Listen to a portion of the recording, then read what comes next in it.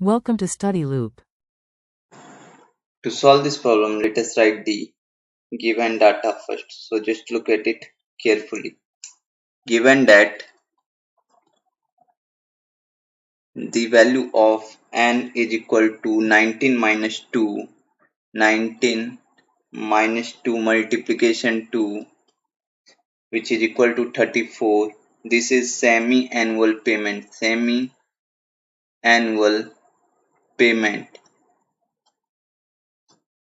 Now I can write the value of PMT as 0.094 multiplication 1000 by 2, which is equal to 47. PV is equal to 0.98 multiplication 1000, which is equal to 980. FV is equal to 1000. Now using Excel function,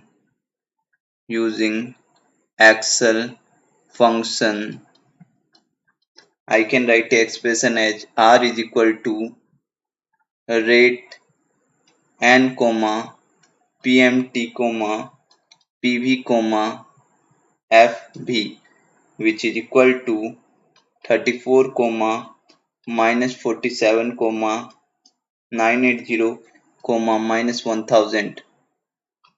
So you will get the value of rate as 0.04821. Finally, annual YTM is equal to 0.04821 multiplication 2. So it will be equal to 0.09642, approximately 9.642% as the answer.